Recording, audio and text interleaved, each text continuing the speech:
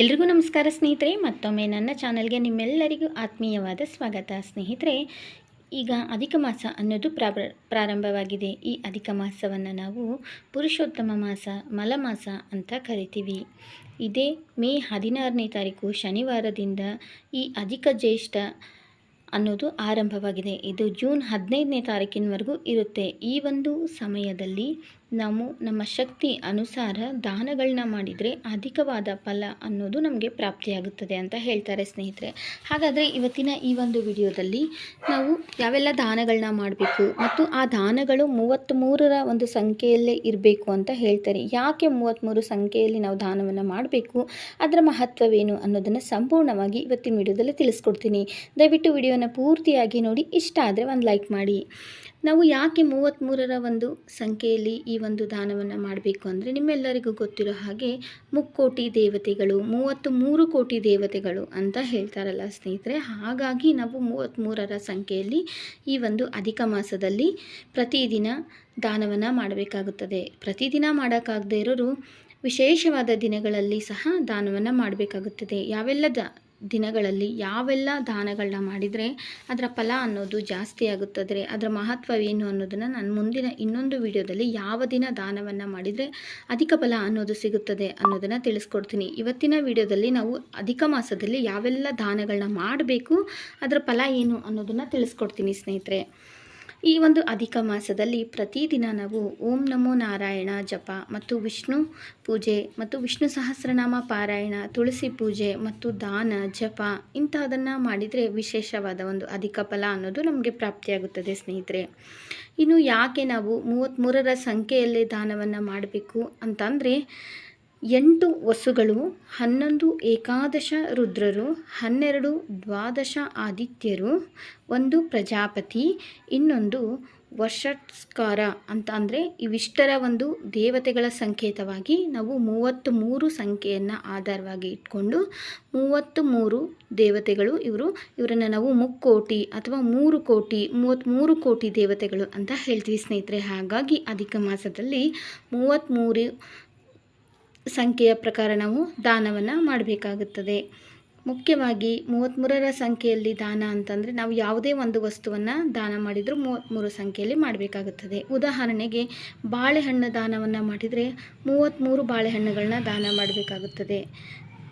ತಾಂಬೂಲವನ್ನು ಯಾರಿಗಾದರೂ ನಾವು ದಾನವಾಗಿ ಕೊಡ್ತೀವಂದರೆ 33 ಜೋಡಿ ಎಲೆ ಮತ್ತು ಅಡಿಕೆಯನ್ನು ದಾನವಾಗಿ ಕೊಡಬೇಕಾಗುತ್ತದೆ. ಈ ರೀತಿ ಸ್ನೇಹಿತರೆ.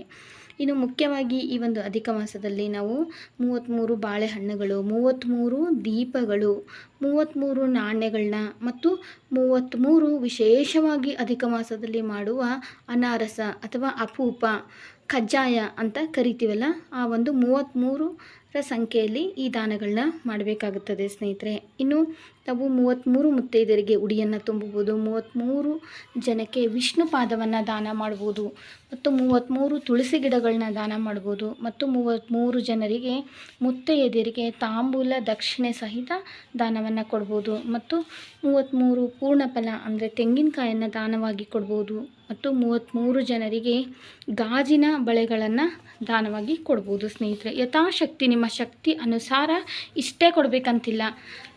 4 ಬಳೆ ಆದರೂ ಕೊಡ್ಬೋದು, 6 ಬಳೆ ಆದರೂ ಕೊಡ್ಬೋದು. 33 ಜನರಿಗೆ ಕೊಟ್ಟರೆ ತುಂಬಾ ಒಳ್ಳೆಯದು. ಮತ್ತು 33 ಜನರ ಸಂಖ್ಯೆಯಲ್ಲಿ ಅರಿಶಿನ ಕುಂಕುಮವನ್ನು ಬಟ್ಟಲಿನಲ್ಲಿ ಹಾಕಿ, ತಾಮ್ರದ ಬಟ್ಟಲಿನಲ್ಲಿ ಹಾಕಿ 33 ಜನರಿಗೆ ನಾವು ಕೊಡ್ಬೋದು ಸ್ನೇಹಿತರೆ ಈ ಅಧಿಕ ಮಾಸದಲ್ಲಿ. ಇಂತಹ ದಾನಗಳನ್ನ ಮಾಡೋದ್ರಿಂದ ನಮಗೆ ಅಧಿಕವಾದ ಫಲವನ್ನು ತಂದುಕೊಡೋದು ಅಲ್ಲದೆ ನಮ್ಮ ಎಲ್ಲ ರೀತಿಯಾದಂಥ ದೋಷಗಳು ನಿವಾರಣೆಯಾಗಿ, ಕಷ್ಟಗಳು ನಿವಾರಣೆಯಾಗಿ ನಮಗೆ ಎಲ್ಲ ರೀತಿಯ ಒಂದು ಅಧಿಕವಾದ ಒಂದು ಒಳ್ಳೆಯ ಒಂದು ಫಲ ಅನ್ನೋದು ನಮಗೆ ಪ್ರಾಪ್ತಿಯಾಗುತ್ತದೆ. ಇನ್ನು ಅಷ್ಟೇ ಅಲ್ಲದೆ ಈ ಒಂದು ಮಾಸದಲ್ಲಿ ಬಡವರಿಗೆ ವಸ್ತ್ರದಾನ, ಅನ್ನದಾನ, ಪುಸ್ತಕ ದಾನ, ಮುಖ್ಯವಾಗಿ ಪುಸ್ತಕ ದಾನದಲ್ಲಿ ಭಗವದ್ಗೀತೆ, ವಿಷ್ಣು ಸಹಸ್ರನಾಮ, ರಾಮಾಯಣದಂತಹ ಇಂತಹ ಬುಕ್ಕುಗಳನ್ನ ನಾವು ದಾನವಾಗಿ ಕೊಡಬೇಕು. ಅದನ್ನು ಅವರು ಪಾರಾಯಣ ಮಾಡಬೇಕು, ಓದಬೇಕು. ಅಂಥವರಿಗೆ ಇಂತಹ ಬುಕ್ಕುಗಳನ್ನ ದಾನವಾಗಿ ಕೊಡ್ಬೋದು. ಇನ್ನು ಎಲ್ಲದಕ್ಕಿಂತ ಮುಖ್ಯವಾಗಿ ಅಂದರೆ ಗೋದಾನ, ಗೋ ಸೇವೆಯನ್ನು ಮಾಡಬೇಕು ಅಂತ ಹೇಳ್ತಾರೆ. ಅಂದರೆ ಗೋಶಾಲೆಗಳಿಗೆ ಆಹಾರ, ಹುಲ್ಲು, ಧಾನ್ಯ ಈ ರೀತಿಯಾಗಿ ಕೊಟ್ಟು ಗೋವಿಗೆ ಪೂಜೆಯನ್ನು ಮಾಡಿ ಗೋವಿನಿಗೆ ಒಂದು ನಮಸ್ಕಾರವನ್ನು ಮಾಡೋದ್ರಿಂದ ಗೋಸೇವೆ ಸಹ ಮಾಡಿದಂಥ ಪುಣ್ಯವಾದ ಒಂದು ಫಲ ಅನ್ನೋದು ನಮಗೆ ಸಿಗುತ್ತದೆ. ಇನ್ನು ಅಷ್ಟೇ ಅಲ್ಲದೆ ಈ ಒಂದು ಅಧಿಕ ಮಾಸದಲ್ಲಿ ಮುಖ್ಯವಾಗಿ ಸಕ್ಕರೆ, ಬೆಲ್ಲ, ಅಕ್ಕಿ, ಕಡಲೆಬೇಳೆ ಈ ರೀತಿಯಾದಂಥ ನಿಮ್ಮ ಶಕ್ತಿ ಅನುಸಾರ ನಿಮಗೆ ಎಷ್ಟು ದಾನ ಕೊಡಬೇಕು ಅನಿಸುತ್ತಲ್ಲ ಅಷ್ಟು ದಾನವನ್ನು ಕೊಡ್ಬೋದು. 33 ಸಂಖ್ಯೆಯಲ್ಲಿ ಕೊಟ್ಟರೆ ನೀವು ಏನು ಅಂದ್ಕೊಂಡಿರ್ತೀರಲ್ಲ ಅದು ಆಗುತ್ತೆ ಅಂತ ಹೇಳ್ತಾರೆ ಸ್ನೇಹಿತರೆ.